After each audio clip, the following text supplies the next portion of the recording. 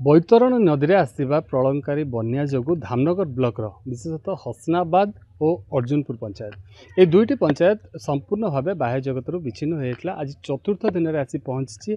हुए तो ये पंचायत अनेक गाँव एवं पा धीरे धीरे खसी किंतु बन्या विपन्न दुर्दशा बढ़िबार लगी। आम बर्तमान अच्छु हसनाबाद पंचायत रे हसनाबाद पंचायत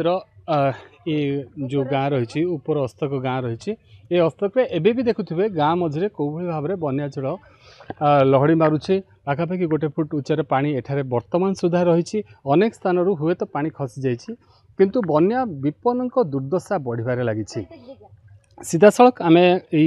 ग्रामवासी सहित आलोचना करवा केमती कौन बन्यार स्थिति थिला केमती कौन बन्यार स्थिति थिला केमती कौन आसिला वर्तमान स्थिति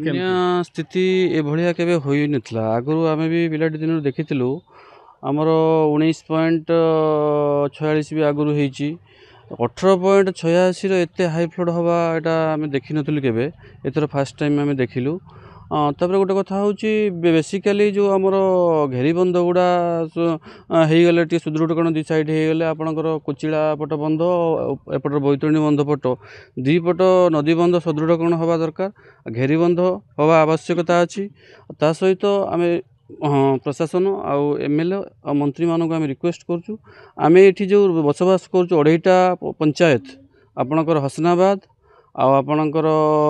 अर्जुनपुर प्रधानी ये जो 2.5टा वार्ड रहा बहुत जनजीवन आपणकर नष्ट होती आपणकर घर द्वार पाखर आरंभ कर बेसिक बहुत जिनस नष्ट होती सफरिंग होती आम सरकार को निवेदन करुचु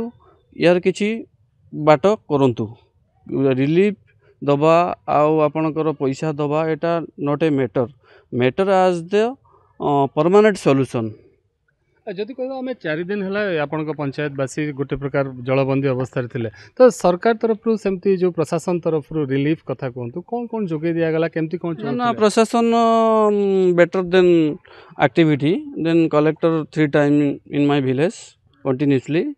पॉलिथिन देइचंती चूड़ा मुड़ी बिस्कुट देइचंती प्रशासन तांका कर्तव्य ठीक से करचंती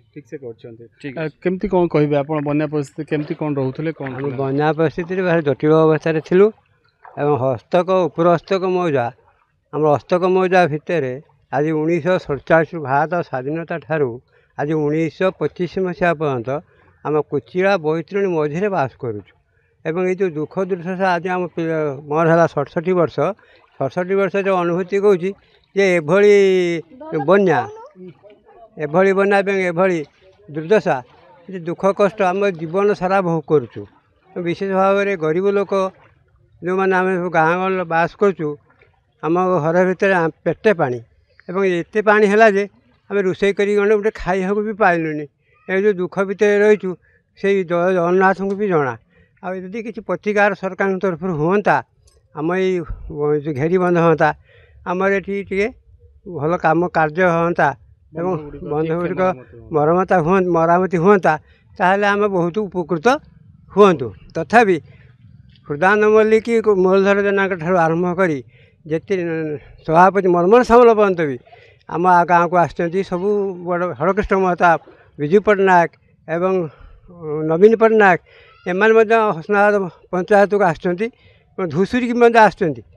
समस्ते भल भल एमपी एमएलए आमर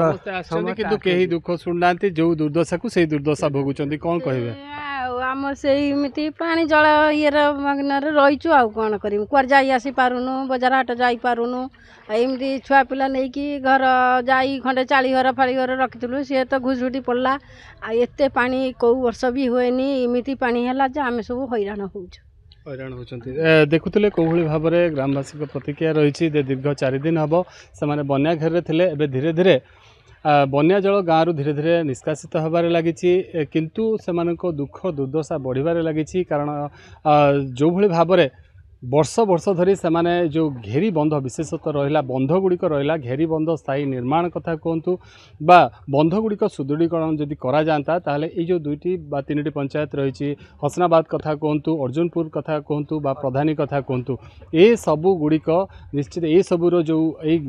पंचायत रे जो लोक मैंने बास कर पर्यंत बंध को सुदृढ़ीकरण करा नजिबो घेरी बंध निर्माण करा नजिबो एई भली भाव में प्रति वर्ष एमाने बन्या को सामना करुथिबे एवं दुख दुर्दशा दुर्दशा भोगुवे तेणु से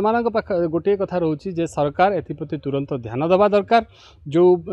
भाव में बंध निर्माण करने दरकार बंध जो भांगी जाता मरामती करने दरकार तो ये निश्चित भाव में कौटि ना कौटि ग्रामवासी से दाबी रोचे सरकार निकट में तुरंत एप्रति सरकार ध्यान दिंतु। भद्रकरू महेश प्रसाद मिश्र, नंदीघोष टीवी।